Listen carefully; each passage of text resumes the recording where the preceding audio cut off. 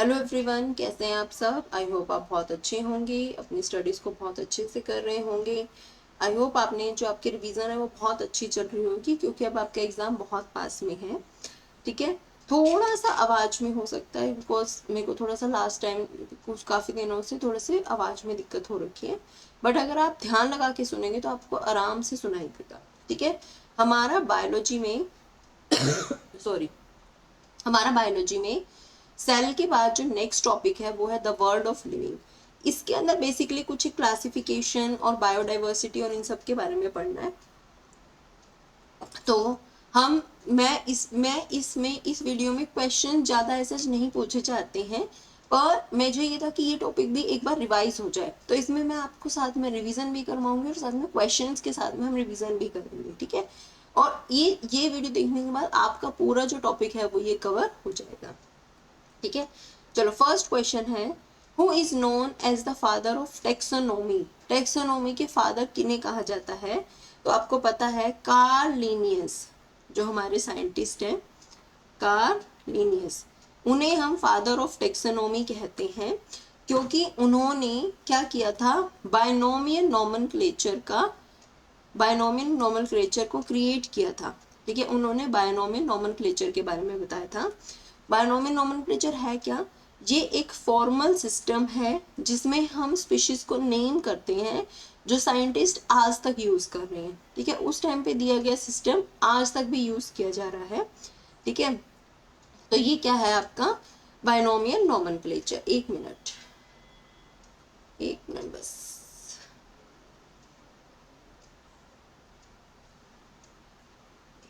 Sorry.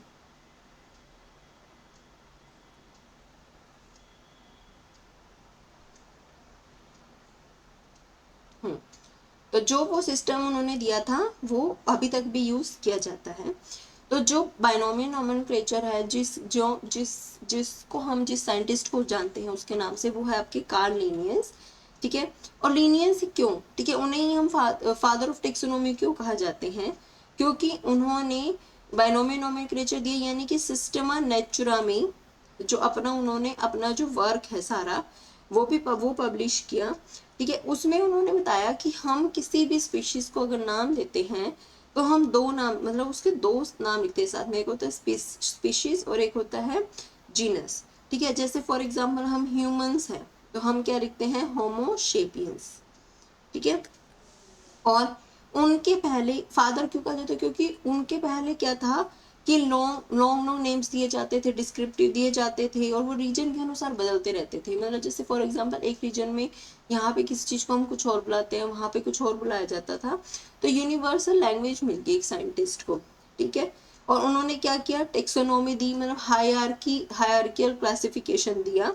ठीक है। जो अभी तक भी इवॉल्व फॉर्म है, जो सबसे इवॉल्व फॉर्म है, जिसमें हम किंगडम, स्पीशीज, जीनस, इनके बारे में पढ़ेंगे आगे आगे, तो वो किसने दिया था, आपके लीनियस ने। तो इसका ऑप्शन क्या हो जाएगा, सी। ठीक है।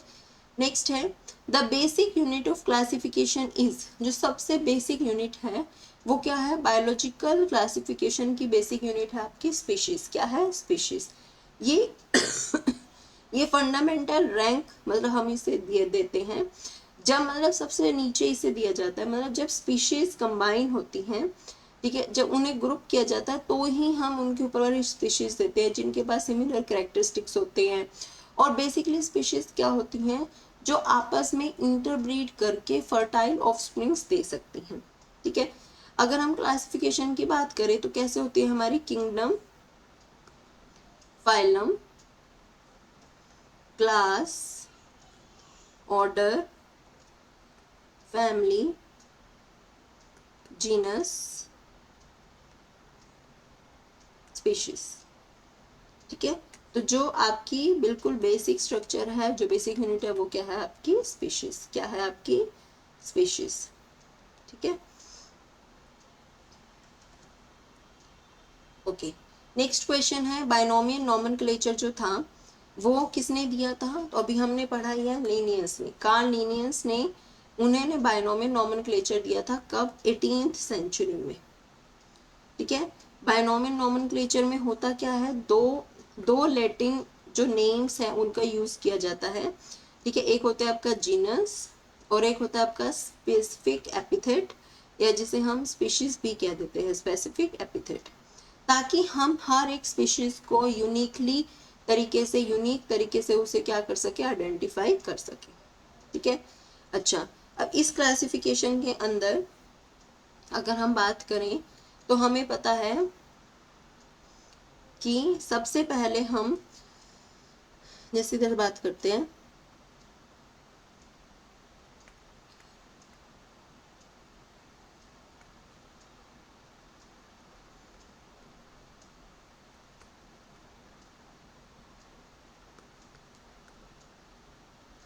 देखो हम ये हर किसी का अपना तरीका है लर्न करने का। हमने ऐसे किया हुआ कि pot clean otherwise family gets it, ये आपको जो भी सही लगे बस आपको याद होना चाहिए, मेन बात ये है।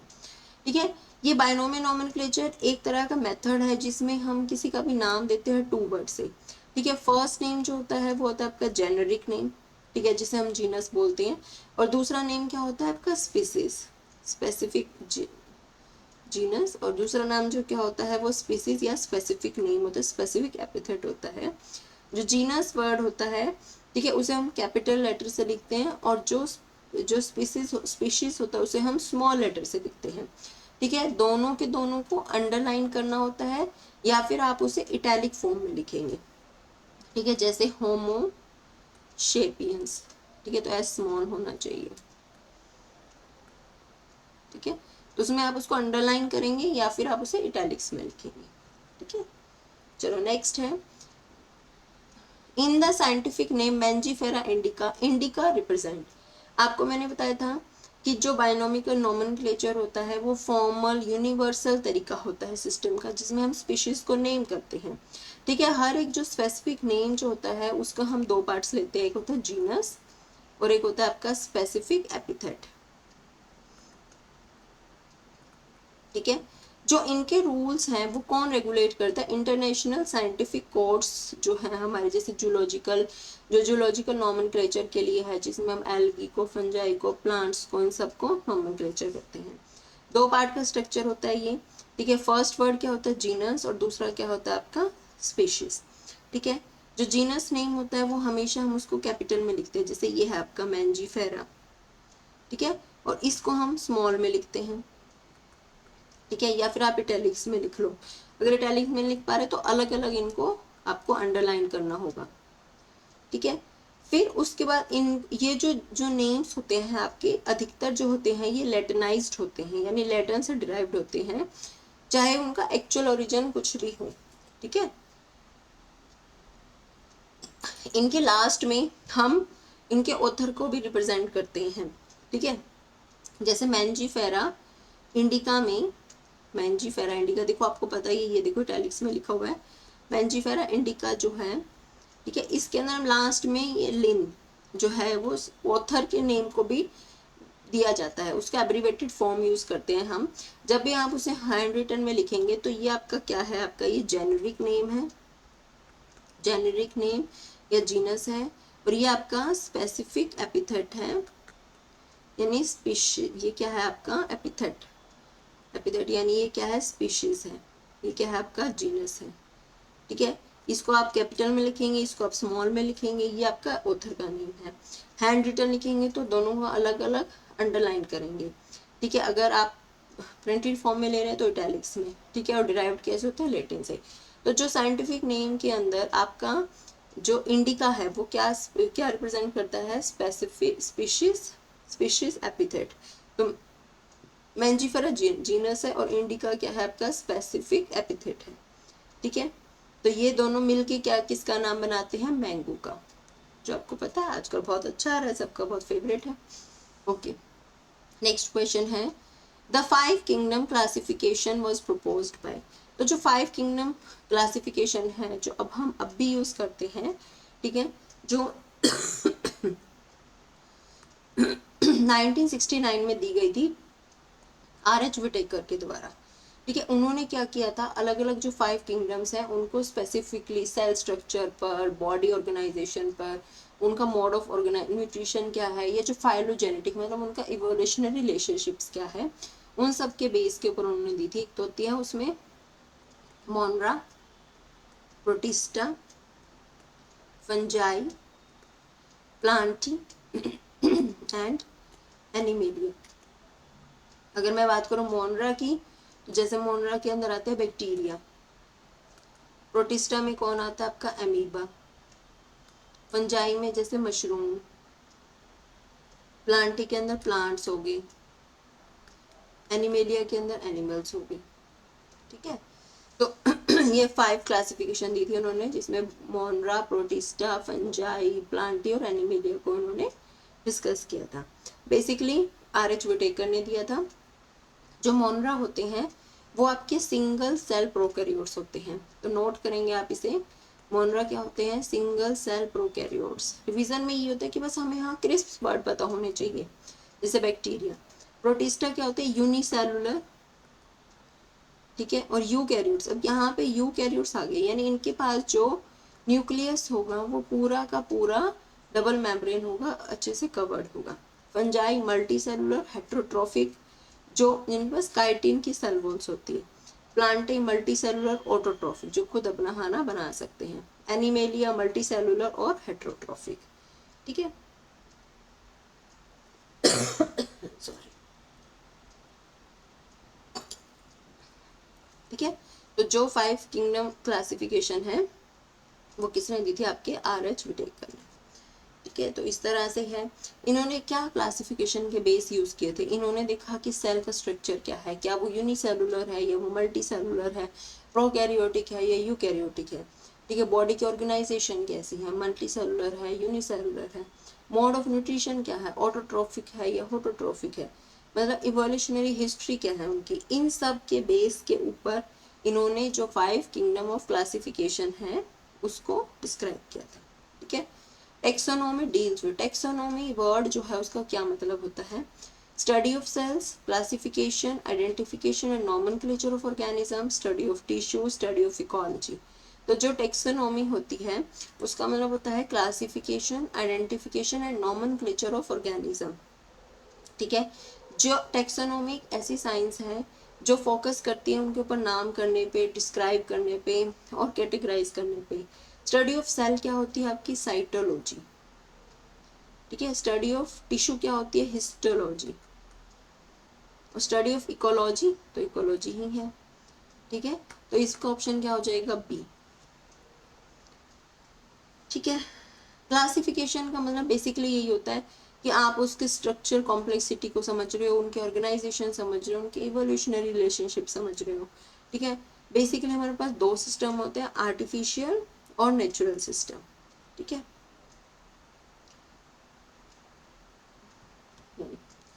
नेक्स्ट क्वेश्चन है which taxonomy category includes closely related families. ठीक है, तो इसमें आपको ये बताना है कि क्लोजली रिलेटेड जो फैमिलीज हैं उसमें कौन आएगा। तो देखो आपको पता है, ये बस आप लिखो, बारे बारे लिखोगे, आपकी प्रैक्टिस होगी। Keep pot clean otherwise family get sick.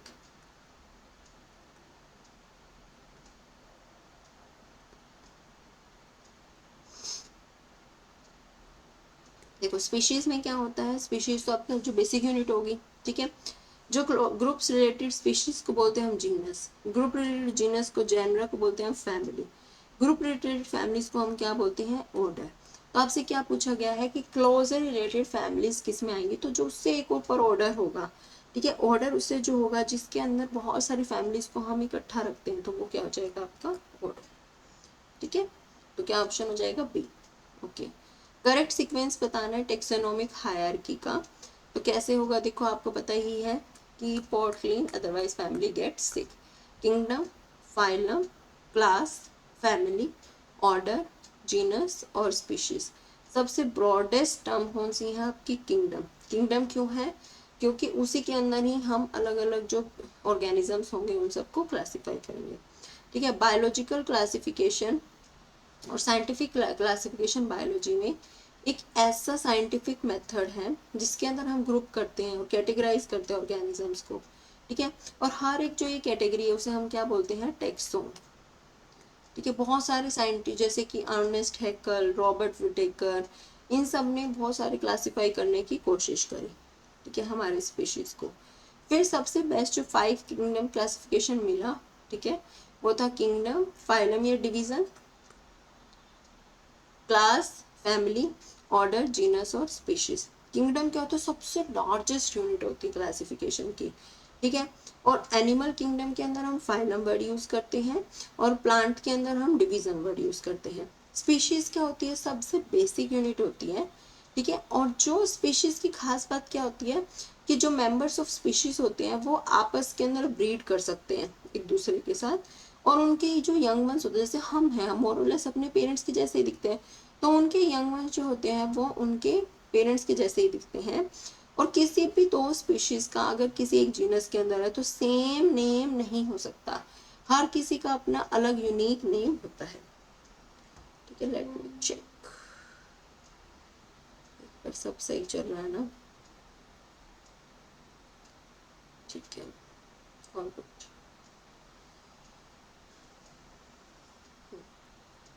ठीक है। अब नेक्स्ट क्वेश्चन है कि पोटैटो और ब्रिंजल दोनों सेम किससे बिलोंग करते हैं। तो पोटैटो यानी जो आपका आलू हो गया, ब्रिंजल यानी एग प्लांट हो गया। तो पोटैटो का नेम होता है, आपको पता होना चाहिए, सोलेनम ट्यूबरोसम, ठीक है। और जो आपका ब्रिंजल है उसका नाम होता है सोलेनम मेलॉन्जिना, ठीक है।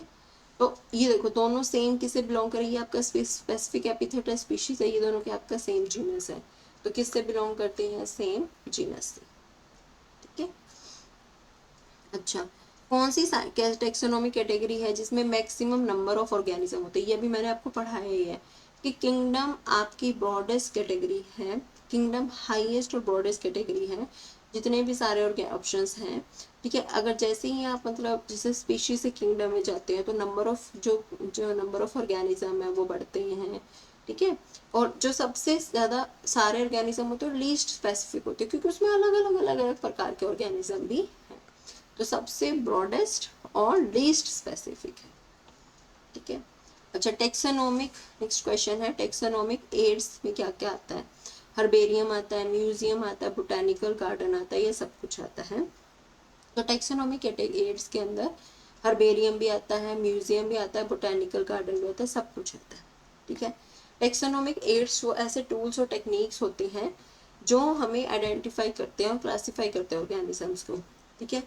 यहाँ पे हर्बेरियम क्या होते हैं, जिसके अंदर स्टोर हाउस ऑफ कलेक्टेड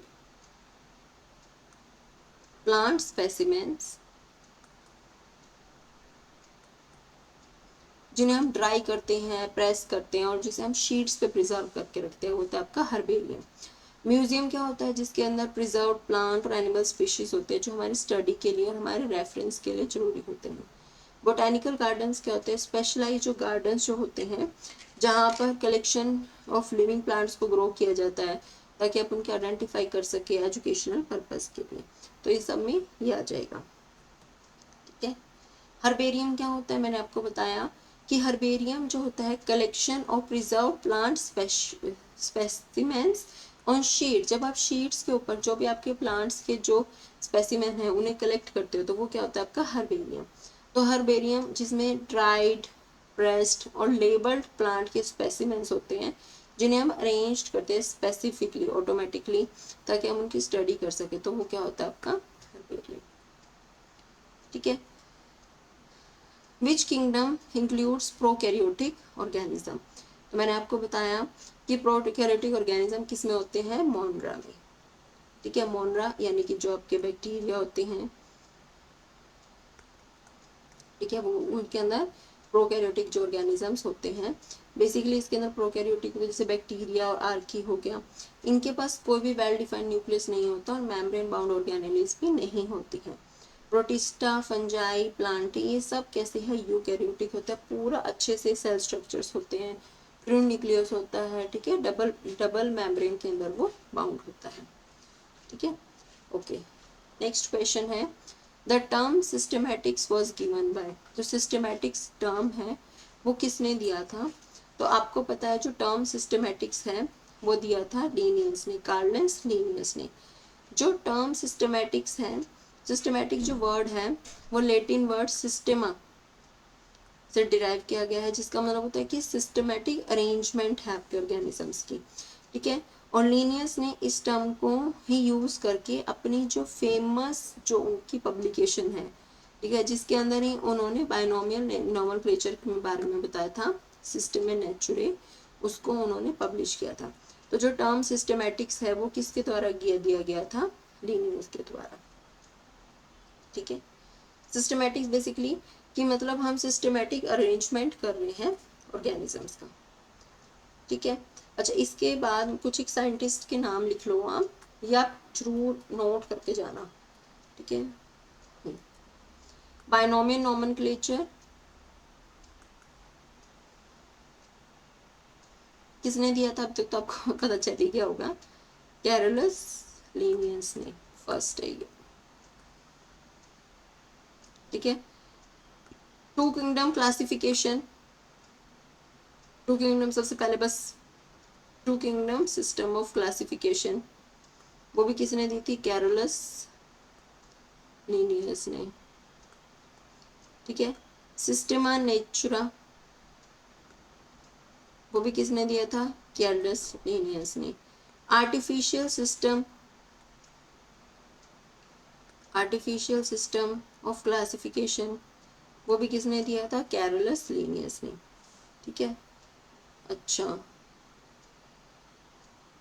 ये भी किसने दिया था, आपके कैरोलस लीनियस ने, ठीक है। अच्छा, फिर उसके बाद आपका है 5 किंगडम सिस्टम ऑफ क्लासिफिकेशन, वो किसने दिया था, आपके RH विटेकर ने, ठीक है।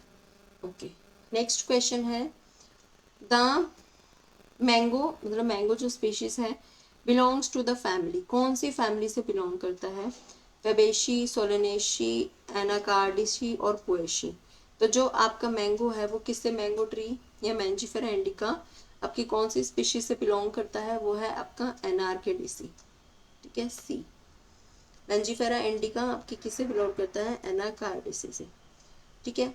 अब नेक्स्ट है, the term biodiversity was popularised by, biodiversity किसने दी थी, तो आपको पता है बेसिकली बायोडाइवर्सिटी का मतलब होता है, बायोडाइवर्सिटी का मतलब होता है कि the variety of plants and animals found in a particular reason.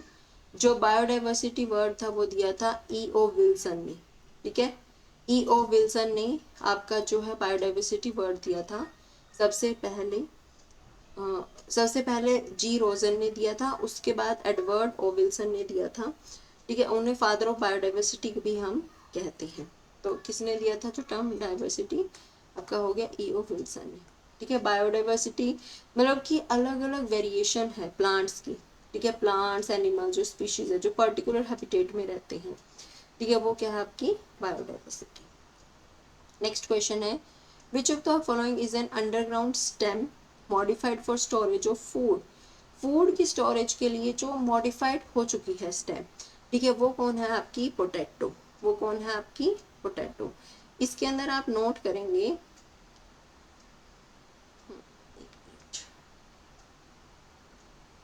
देखो इसके अंदर हमने बायोडाइवर्सिटी के बारे में पढ़ लिया अच्छे से। अब अंडरग्राउंड स्टेम्स ऐसी जो स्टोरेज ऑफ फूड के अंदर मॉडिफाइड हो चुकी है, वो है आपकी पोटैटो, जिंजर, अदरक, टर्मरिक, जमीकंद और कोलोकेसी, ठीक है। ये सब आपकी ऐसे स्टेम्स हैं जो मॉडिफाइड हो चुकी हैं, जिनके अंदर स्टोरेज ऑफ फूड रहता है, ठीक है। ये तो हो गया आपकी जो ऐसी स्टेम है, ठीक है। अब कुछ एक मॉडिफाइड रूट्स हैं जिनके अंदर खाना स्टोर रहता है, वो है आपकी कैरेट्स, बीटरूट, रेडिश, टर्निप और स्वीट पोटैटो, ठीक है। चलो आगे चलते हैं, जो अरेंजमेंट होता है, ठीक है, जो अरेंजमेंट ऑफ वेन्स और वेनिकल्स का जो अरेंजमेंट होता है, ठीक है, उसे हम क्या बोलते हैं, तो उसे हम बोलते हैं वेनेशन। उसे क्या कहा जाता है, वेनेशन। ठीक है, वेनेशन बेसिकली क्या होता है, जिसके अंदर जैसे प्लांट्स के अंदर वेन्स होती है, आप सबने देखा होगा, तो पैटर्न ऑफ वेन्स जो होता है लीफ के ऊपर, उसे हम क्या बोलते हैं, वेनेशन। दो प्रकार की वेनेशन होती है आपके पास, एक होती है पैरेलल वेनेशन। ठीक है, जब लीव्स जो होते हैं जिनके पास ऐसे रनिंग होती है, ठीक है, रनिंग होती है, जैसे आप ग्रास में देखते हैं, बनाना में देखते हैं। ठीक है, और एक होती है रेटिकुलेट वेनेशन। रेटिकुलेट वेनेशन जिसमें नेट लाइक पैटर्न आपको दिखता है, रेटिकुलेट मतलब नेट लाइक पैटर्न आपको दिखता है, जैसे हिबिस्कस। ठीक है, जैसे आपके पास क्या होगा, हिबिस्कस। अच्छा, उसी तरह से रूट्स जो होती हैं आपकी, ठीक है, रूट्स जो होती हैं वो भी टू टाइप से हम क्लासिफाई करते हैं। एक होती है टैप रूट, एक होती है फाइब्रस रूट। टैप रूट क्या होती है, जो लार्ज सेंट्रल रूट होती है, जो सीधा का सीधा ऐसे ग्रो करती है, जैसे इस तरह से ग्रो कर रही है। ठीक है, और फाइब्रस रूट क्या होती है, जो इस तरह से फैल जाती है, वो क्या होती है आपकी फाइब्रस रूट्स। अच्छा, टैप रूट किसके अंदर देखने को मिलेगी आपको, कैरेट में, और फाइब्रस रूट किसमें मिलेगी, वीट में। ठीक है, चलिए अब आगे चलते हैं।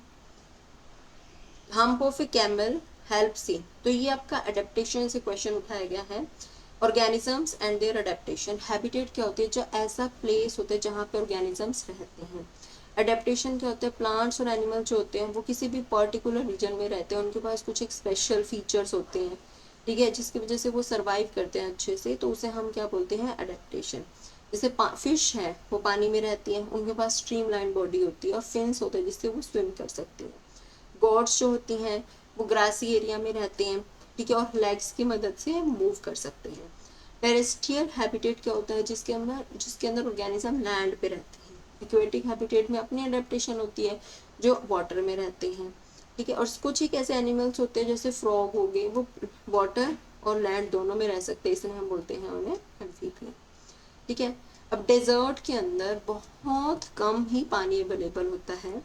ठीक है, एक हॉट डेजर्ट जो होता है वो बहुत ज़्यादा हॉट होता है टिपिकली दिन में, और रात में उतना ही ठंडा हो जाता है।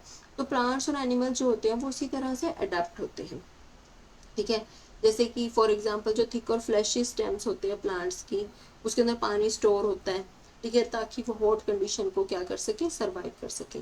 अगर अब हम बात करें कैमल की, तो कैमल जो होता है हॉट डेजर्ट के अंदर उसकी लॉन्ग लेग्स होती है, ठीक है, वाइड हुड्स के साथ, और कैमल्स की लॉन्ग लेग्स होती है जिसे वो सैंडी डेजर्ट के अंदर अपने पैर को बिना धसे क्या कर सकता है, वो मूव कर सकता है। और फूड जो होता है वो इजीली अवेलेबल नहीं होता है, ठीक है, उसके अंदर डेजर्ट्स के अंदर। तो कैमल्स जो होते हैं वो फूड को अपना स्टोर करते हैं हम्प में। ठीक है, तो कैमल्स जो हॉट डेजर्ट के अंदर जो फूड स्टोर करता है कि बहुत ज़्यादा स्कैरसिटी हो जाए, मतलब बहुत ज़्यादा ही कमी हो जाए। ठीक है, और कैमल जो होता है वो स्मॉल अमाउंट ऑफ यूरिन जो होता है उसको एक्सक्रीट करता है। ठीक है, उसका जो डंग होता है वो बहुत ड्राई होता है, वो स्वेट भी नहीं करता। कैमल जो होता है वो इतना पानी लूज नहीं करता। तो जो हम्प होता है कैमल का, उसके अंदर क्या होता है, फैट स्टोर होता है एज ए एनर्जी रिजर्व। ठीक है, ना उसके अंदर पानी होता, ना उसके अंदर प्रोटीन्स होता, और बेड टेम्परेचर को वो रेगुलेट करने में काम नहीं आता, उसके अंदर फैट होता है। तो एक मौके बहुत ज़्यादा स्कैरसिटी हो जाए तो वो क्या कर सके, अपना सर्वाइवल कर सके। ठीक है, उसी तरह से कोल्ड रीजन के अंदर, माउंटेन्स के अंदर, जो आपके बहुत ज़्यादा जहाँ स्नोफॉल होती है, तो वहाँ पे कंडीशन में सर्वाइव करने के लिए कॉनिकल प्लांट्स होते हैं ताकि स्नो वहाँ पे रहे ही ना। ठीक है, तो which of the following is an example of structural adaptation, जिसके स्ट्रक्चर में अडेप्टेशन आई है। हाइबरनेशन इन बियर्स, ये सब कंडीशन बेस्ड पे होता है। Migration of birds, suitable condition नहीं है तो वो माइग्रेट कर जाते हैं। लर्निंग बिहेवियर इन मॉन्की, तो ये सब उनके स्ट्रक्चर में मॉडिफिकेशन नहीं आ रही है। जो लॉन्ग नेक ऑफ जिराफ है, जैसे आपने देखा होगा कि पहले वो ट्विग्स खाते थे, छोटी छोटी पत्तियां खाते थे, जब छोटी खा ली तो फिर वो ऊपर की ओर मूव हो गए। तो इस तरह से हमने ये देखा कि लॉन्ग नेक है वो जिराफ की, ऐसे अडेप्ट। ठीक है, इसी के साथ आपका ये वाला चैप्टर होता है खत्म। अब हम नेक्स्ट मिलेंगे आपका टिश्यू वाले चैप्टर के साथ। अच्छे से पढ़ो, बहुत अच्छी मेहनत करो, और इसी टाइम में ही आपका जो एग्ज़ाम है उसको क्लियर कर दो। Thank you so much.